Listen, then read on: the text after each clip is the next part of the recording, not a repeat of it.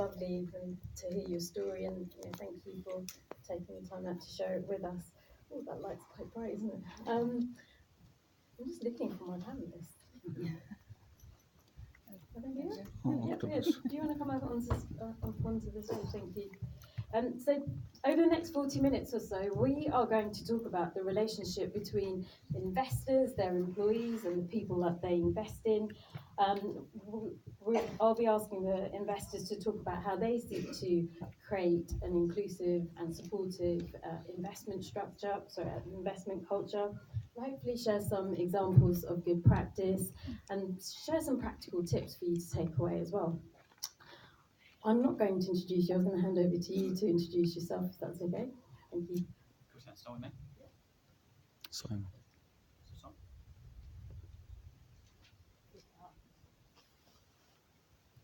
It's on now. Perfect. Sorry. So I'm Simon Rogerson. I'm the founder of the Octopus Group, a business I set up 20 years ago. 20 years ago, I might have a slightly different perspective, having been an entrepreneur for the last 20 years, as well as having, as part of the Octopus Group, we have the Octopus Ventures business, which has about £1 billion, which invests into high growth businesses, primarily in the UK. Within the Octopus Group, we also have an energy supply business looking to disrupt the big six energy business, which is just as broken as most of the financial services industry. Hi everyone, I'm Rory Sterling. I'm a partner at Connect Ventures. We're a seed stage pan-European investor based in London. Hello, I'm Daisy. I'm with Backed VC, which is quite similar to Connect, also a seed stage, pan-European based here. And I run our scouting efforts, which is just trying to grow and systematize the network that helps us source deals. And I'm Caroline. I work at Atomico, investment firm, mainly investing in Series A in Europe, but I'm not an investor. I'm a talent partner. So I work with our portfolio companies. I also have a dual role, which I can go into more detail when it's my turn. Thank you. So we've got a wide range of experience on the panel today. And if you do have any questions, please put up your hand. So we hope you should have some time to take some questions at the end. I wanted to start with people. And if I bring to you first, to understand, why from your perspective you think it's important to support the people that you invest in. The ultimate competitive advantage of any business is its people. Great companies are just about how they make their customers feel. That comes down to the culture, the behaviours of an organisation. So people can talk about the market they're in, about timing being lucky.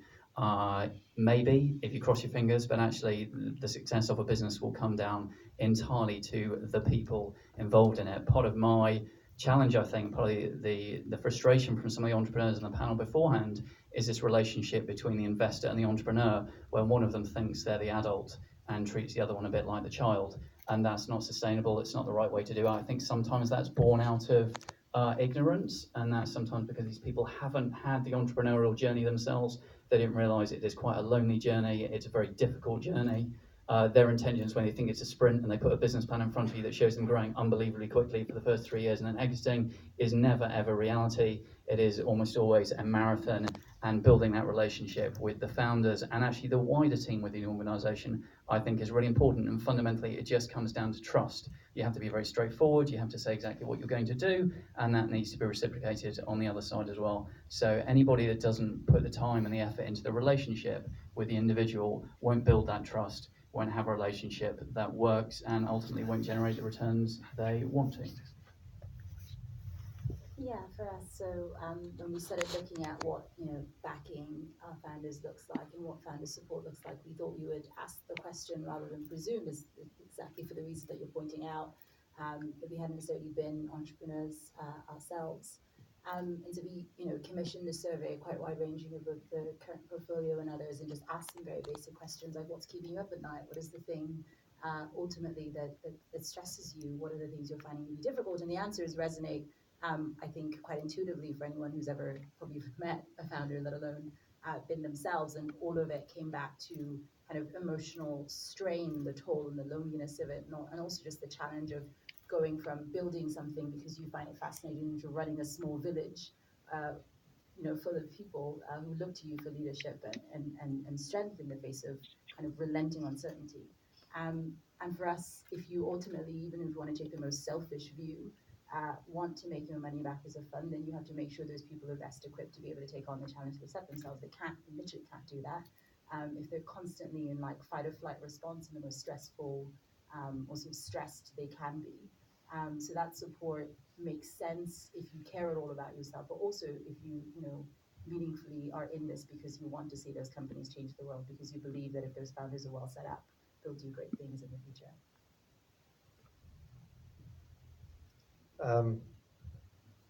I was going to make a joke about people not being important, but I think it would probably not be that funny given the audience. There's a lot of familiar faces I've seen in the audience, and I think a lot of people here are investors, and it doesn't surprise me that there's people here I recognise, because I think some people in the industry just have a lot of empathy for this subject, and it really resonates for them. But for me, it's just really simple. We're seed stage investors. Founders are the most important people in those companies. The companies literally would not exist without those people.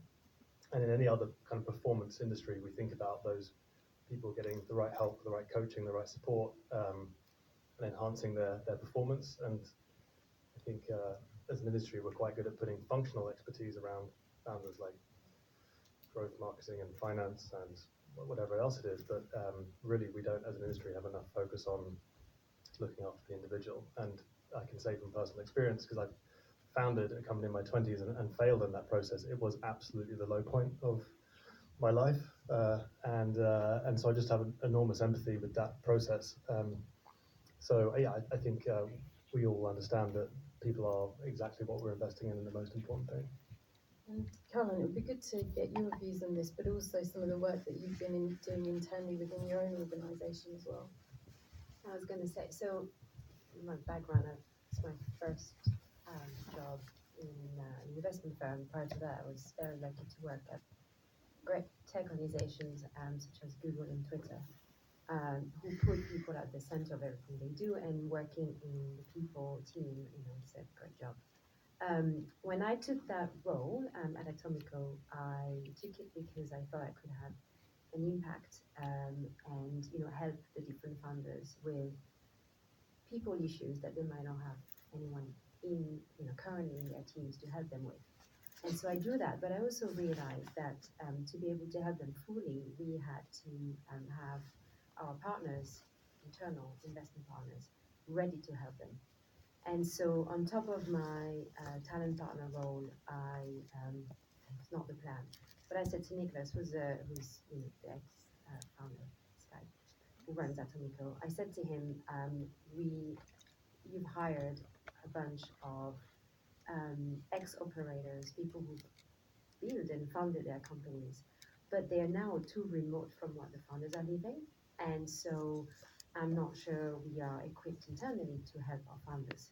So it's great that I can be, part of my role is to help them, but I think the investment partner role is to not only invest, but to help the company grow and accelerate. So part of my role is internal, and I'm working as it's a huge title for 50 people, Chief People Officer at Atomico, and really looking at ourselves in a very critical way, in the sense that, I think we're quite, we're very mission-led and quite innovative in the way that we look at things, such as, diversity and inclusion, and we've done a lot of external work. However, internally, we still have a long way to go. So I've been given the opportunity to work on that, and identify the areas of frictions and areas of opportunities to make a change, and it starts with really training the investment partners and the investment team, who, and I'm very lucky, are very receptive. So that's good. That's great to hear, actually, to have the internal support within your own firm as well, to ensure that all the relationships and all the examples you're about to give actually pan out. I'm quite keen, I'm sure the audience is, to hear about some examples you have of a positive investee company relationship. And it'd be good for you to articulate the benefits that came out of that relationship. Rory, I thought I'd start with you, because I know you've done some work in this. All of them. It's been great. Wow. Actually, some of my proudest moments, I think, as an investor have been in the really tough moments.